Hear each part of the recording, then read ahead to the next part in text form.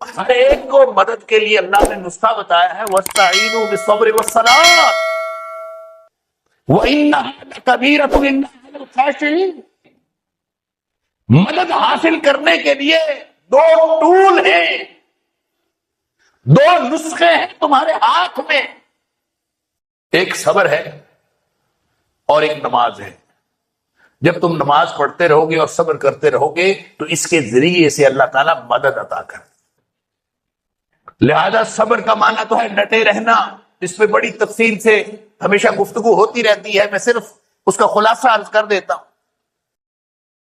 صبر کا لفظی معنی ہوتا ہے روک لینا، اللہ اکبر، لیکن شریعت کی اصطلاح میں ڈٹے رہنے کو صبر کہتے ہیں۔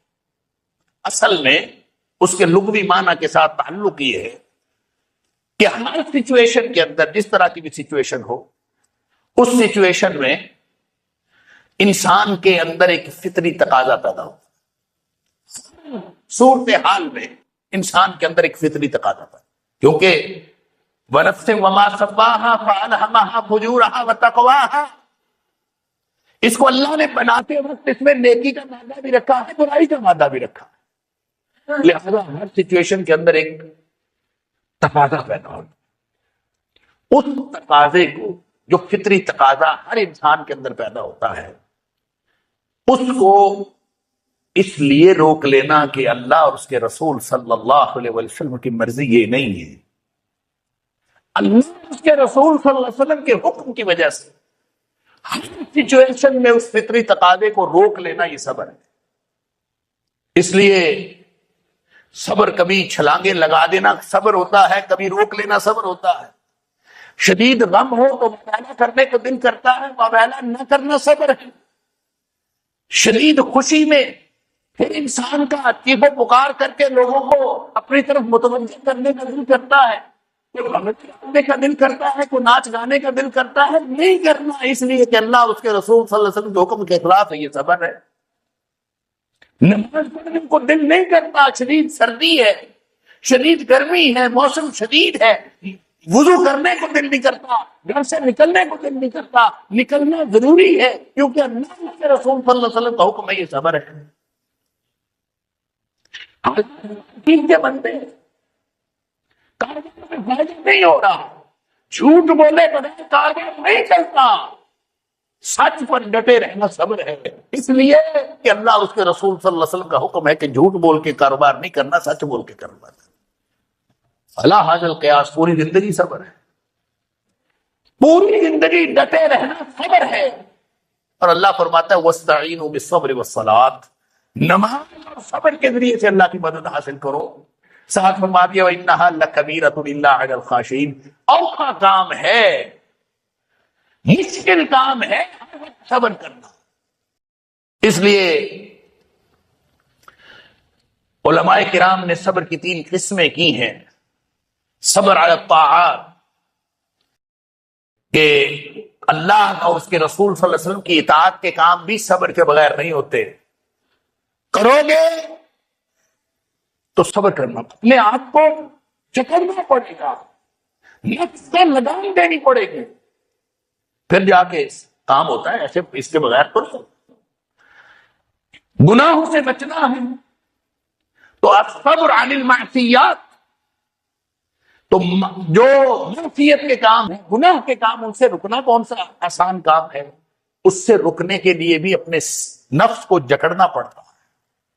لہذا فرمایا ایک صبر وہ ہے جو اطاعت کے کام کرنے کے لیے چاہیے، ایک صبر وہ ہے جو گناہ سے بچنے کے لیے چاہیے، اور تیسرا صبر وہ ہے صبر علی المصیبات، کہ جو مصیبتیں آتی ہیں، پریشانیاں آتی ہیں اور انسان اپنے آپ کو بے بس محسوس کرتا ہے، اس پر بھی اللہ کے دین پر ڈٹے رہنا جناب صبر ہے۔ مصیبتوں میں بھی ڈٹے رہنا ہے، گناہوں سے بچنے پر ڈٹے رہنا ہے، اطاعت کے کام کرنے پر ڈٹے رہنا، یہ صبر، پوری زندگی اسی پر کر کے دیکھو تو پھر دیکھو اللہ کی مدد آتی ہے کہ نہیں۔ سبحان اللہ عما یصفون، اللہ کی ذات ان سارے عیوب و نقائص سے پاک ہے جس کے بارے میں یہ لوگ باتیں کرتے ہیں، ان کو سمجھ نہیں آتی کس ذات کے بارے میں بات کر رہے ہیں۔ اتنی سی مخلوق ہے، وہ جو ہے نا واسع کرسی السماوات والارض، زمین و آسمان کے اوپر اس کی کرسی حاوی ہے، وہ کتنی سی کائنات ہے اور کتنی حاوی اس کی کرسی ہے، اس کے اوپر کتنی بڑی ذات ہے، اللہ اکبر۔ اس ذات کے بارے میں لوگ یہ سمجھتے ہیں کہ اس کے ساتھ کوئی الہ مخلوق میں سے اٹھ کے بن جائے گا، ما قدر اللہ حق قدر، انہوں نے اللہ کی قدر ہی نہیں کی۔ اور سبحان اللہ عما یصفون، وہ ذات پاک ہے۔ پاک جو ہے نا، یہ میں کئی دفعہ عرض کرتا ہوں اور پھر میں بار بار اس لیے بتاتا ہوں کہ یہ ذہن میں مفہوم راسخ ہونا چاہیے۔ سبحان اللہ جب ہم کہتے ہیں کہ اللہ پاک ہے، تو پاک کا مطلب یہ نہیں ہوتا کہ ایک ناپاک ہے اور ایک پاک ہے، وہ والا پاک نہیں ہے۔ سبحان کا مطلب ہوتا ہے وہ ذات جو عیوب و نقائص سے پاک ہو۔ عیب کہتے ہیں خامی کو، اور نقص کہتے ہیں کمی کو۔ وہ ذات سبحان ہے۔ جو سبحان ذات ہوتی ہے نا، اس میں نہ کوئی کمی ہے اور نہ خرابی ہے۔ اور جس ذات میں نہ کوئی کمی ہو نہ کوئی خرابی ہو، اس کو ساتھ الہ بنانے کی ضرورت کیا ہے؟ اس کو کسی کو اپنے ساتھ ملانے کی ضرورت کیا ہے؟ وہ ہر احتیاج سے پاک ہے۔ اس لیے جہاں کہیں شرک کا ذکر ہوتا ہے، سبحان اللہ عما یصفون، وہ ذات ہر قسم کے عیوب و نقائص سے پاک ہے۔ اور دوسری بات یہ کہ سبحان کا لفظ، اس کے اندر یہ عیوب و نقائص سے پاکی ہوتی ہے، یہ اس کا سلبی پہلو ہے۔ سبحان کے لفظ کا یہ سلبی پہلو ہے کہ اس کی ذات عیوب و نقائص سے پاک ہے، اس میں نہ کوئی عیب ہے نہ اس میں کوئی نقص ہے۔ لیکن اس کے اندر ایک ایجابی پہلو بھی اسی سبحان کے لفظ کے اندر موجود ہے، اور وہ ایجابی پہلو یہ ہے کہ اس کی ذات کمالات اور خوبیوں کا مجموعہ ہے۔ کمی بھی کوئی نہیں، خرابی بھی کوئی نہیں، حسن، خوبی، کمالات، وہ دنیا کائنات میں جو بڑے سے بڑا کوئی تصور ہو سکتا ہے وہ اللہ کی ذات میں بھرپور موجود ہے۔